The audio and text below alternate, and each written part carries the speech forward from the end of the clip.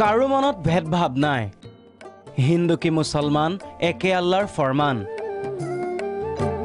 সকলোৰে মনত সম্প্ৰীতিৰ ভাৱ নান্দনিক দৃশ্য মহান উদ্দেশ্য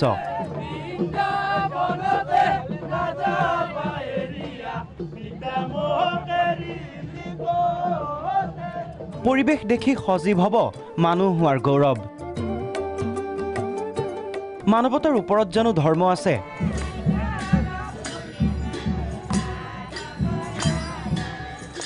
ভাতৃত্ববোধৰ ওপৰত জানো অনুভৱ আছে সকলো সমান সকলো এক তাৰে উদাহৰণ হাজোৰ মণিকূট উৎসৱৰ এই সমন্বয় শোভাযাত্ৰা গণিব নোৱাৰা মানুহ ভাতৃত্ববোধৰ এই শোভাযাত্ৰাত সকলো একাকাৰ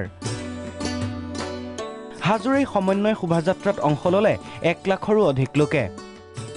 পুৱা মক্কাৰ তোৰণৰ পৰা হয়গ্ৰীৱ মাধৱ মন্দিৰৰ বাকৰিলৈ বাহিৰ হ'ল শোভাযাত্ৰা পুৱা মক্কাৰ খাদিম হয়গ্ৰীৱ মাধৱ মন্দিৰৰ দলৈৰ আলিংগনেৰে শোভাযাত্ৰাৰ আৰম্ভণি ধৰ্মৰ ভেদাভেদ নাই হাতে হাত ধৰি আগবাঢ়িল হিন্দু মুছলমান সকলোৱে দাঙি ধৰিলে নিজা নিজা কৃষ্টি সংস্কৃতিৰ নিদৰ্শন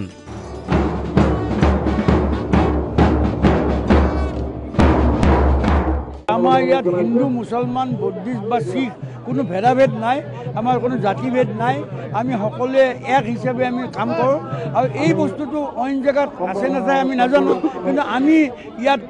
মছজিদেই হওক মন্দিৰেই হওক আমি মছজিদ চবতে আমি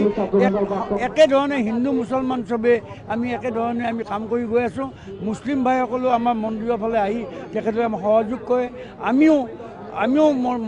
পৰামৰ্শ আমাৰ দৰগাহ শ্বৰীফত গৈ তেখেতসকলক সহযোগ কৰোঁ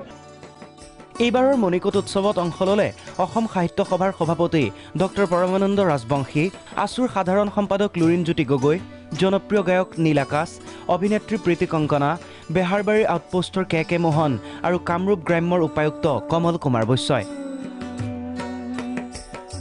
শোভাযাত্ৰাৰ পিছতে উন্মোচন কৰা হ'ল মণিকূট উৎসৱৰ এখন স্মৃতিগ্ৰন্থও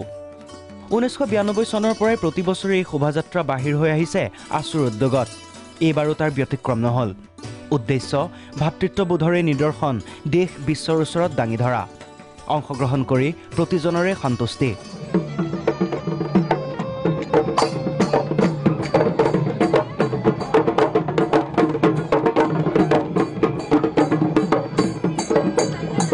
সকলোৰে সংকল্প ধৰ্ম ভাষা বৰ্ণই আমাৰ মাজত বিভেদ নানক আমি এক মানৱতা আমাৰ ধৰ্ম একতা আমাৰ গুণ ভাতৃত্ববোধ আমাৰ সম্পত্তি ভিডিঅ' জাৰ্নেলিষ্ট দিলীপৰ সহযোগত হাজোৰ পৰা সমৰজ্যোতি শৰ্মা ৰিপৰ্ট প্ৰাগ নিউজ